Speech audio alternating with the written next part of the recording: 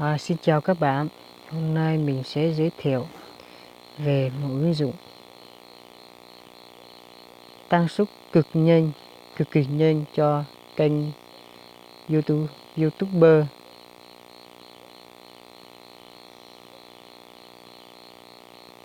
Đây là ứng dụng mà mình vừa nói. Cusuk đây.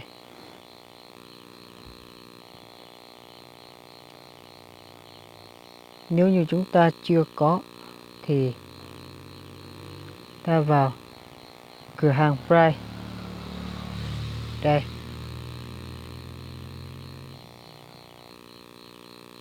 Chúng ta vào.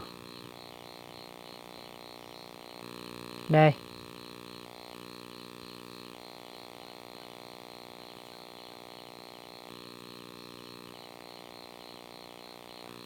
Đây.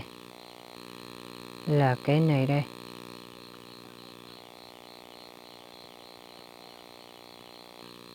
Nhưng chúng ta vào không thấy là chúng ta phải gõ là Cusuk.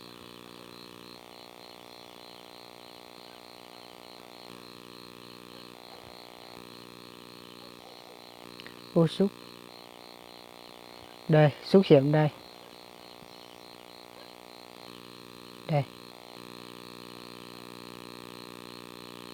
Ô này đây. Vâng, chúng ta sẽ vào đó. Và sẽ cài đặt. Nhưng mà bây giờ mình đã cài đặt được rồi.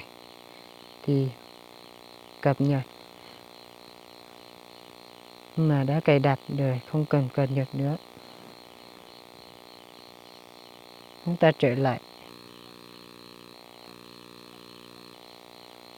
Đây, chúng ta sẽ vào Cusuk đây.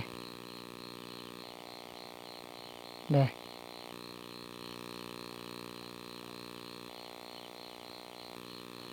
Chúng ta vào.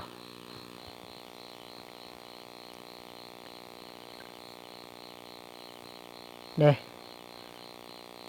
Chúng ta thay đổi tài khoản là chúng ta đi vào đây.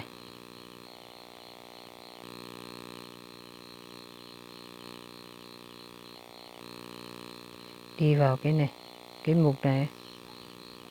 Cái mục này là thay đổi tài khoản. Đây. Đăng nhập. Đăng nhập đây. Chúng ta đăng nhập.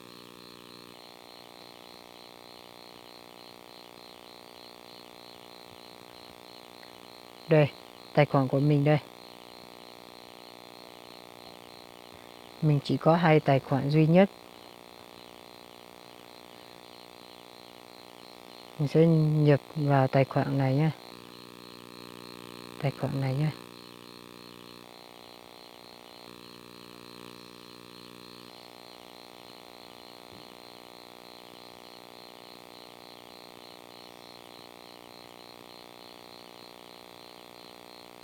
Rồi, ok. Nhưng mà các bạn lưu ý nhé. Cái tài khoản YouTube kênh của mình phải nhập đúng cái tài khoản mà cái Cusuk này nhập nha. Không đúng là đăng ký không được. Bây giờ mình sẽ vào đăng ký cho các bạn xem nhé. Đây. Mục đăng ký đây. Đăng ký. Đây, đang chạy đây.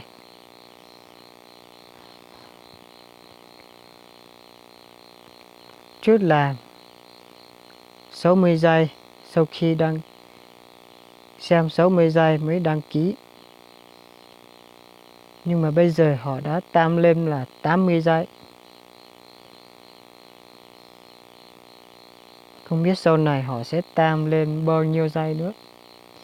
90 giây hoặc 100 giây vân vân. Bây giờ là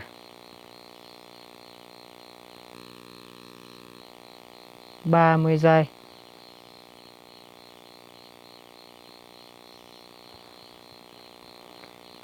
Chúng ta sẽ chờ hết 80 giây mới đăng ký.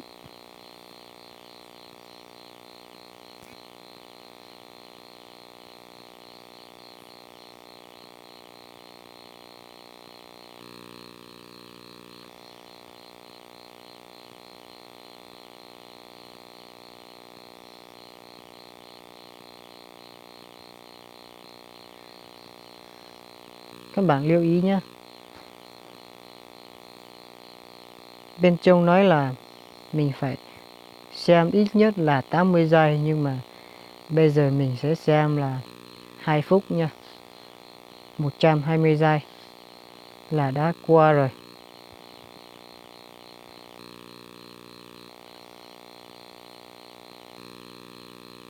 Mình sẽ xem đúng là 120 giây, 2 phút mình mới đăng ký. Sau khi mình đăng ký kênh, họ đăng ký kênh của mình, YouTube mới không xóa.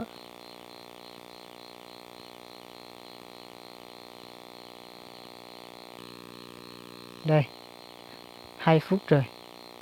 Mình sẽ đăng ký. Bật chuông lên. Trở về. Rồi, được 90 con. Không biết đây là kiến con.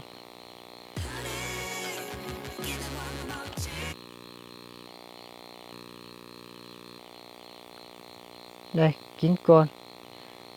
Mình không biết đọc tiếng này là kiến coin hay là kiến con hay là kiến coi. Đây, mình chỉ biết là mình xúc hoặc đăng ký cho họ một lần là được 90 con hoặc 90 coi. Tương đương như vậy. Mình sẽ dùng 90 coi đó để mua lượt đăng ký của họ. Sau khi mình đủ lượt đăng ký, đây,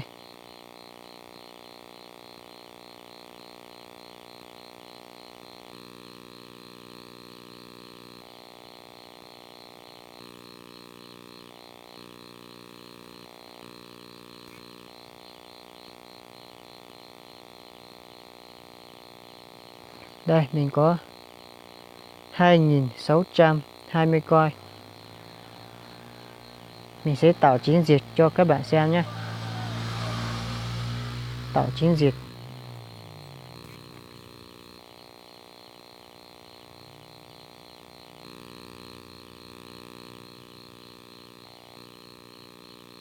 Đây, chiến dịch.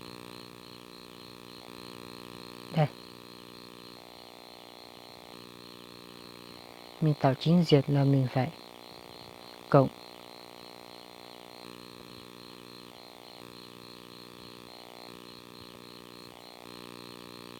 ấn vào dấu cộng.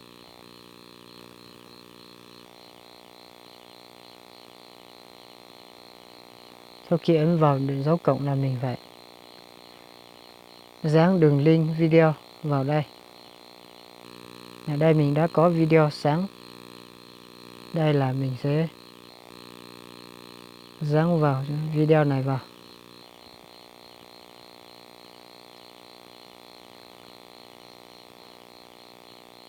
Bây giờ là 1.000 xúc là được, 1.000 coi là được 10 xúc. Mình sẽ tăng số lượng xúc. 20 xúc. 25 xúc. Đây. 25 xúc là được 2.500 coi. Mình sẽ ấn vào hoàn thành đây. Đây. Đồng ý đây.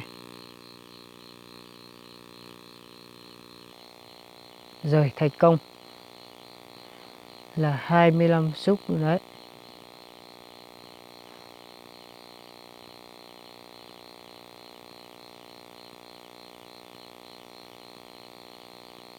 Bây giờ mình cũng có thể kín coi. Đây. Mình sẽ đăng ký.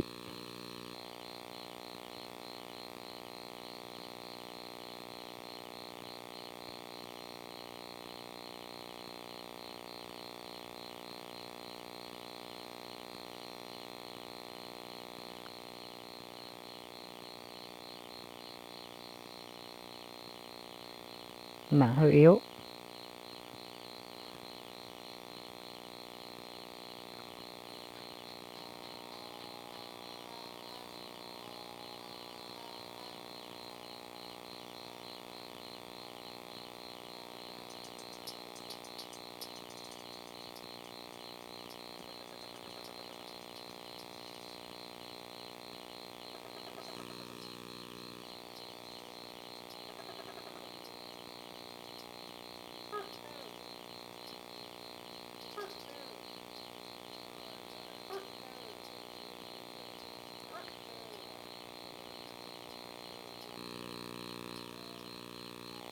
Đây.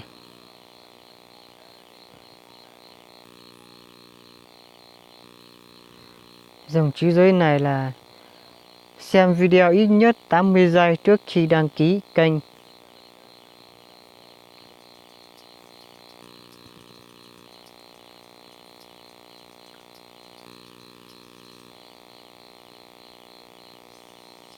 Đây, chưa được 80 giây.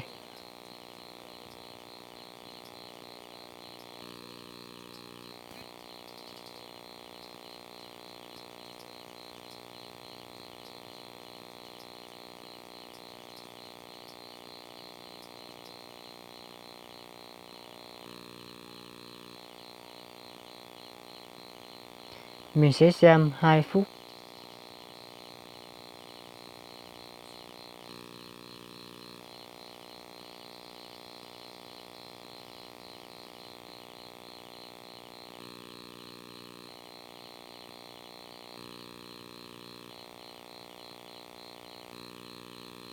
Tròn 2 phút, mình sẽ đăng ký. Bật chuông lên. Trở về. Rồi. Bây giờ mình sẽ xem quảng cáo kín coi.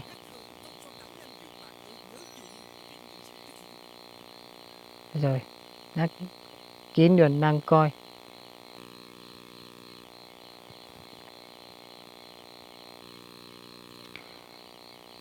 Xin giới thiệu ứng dụng này như thế này thôi.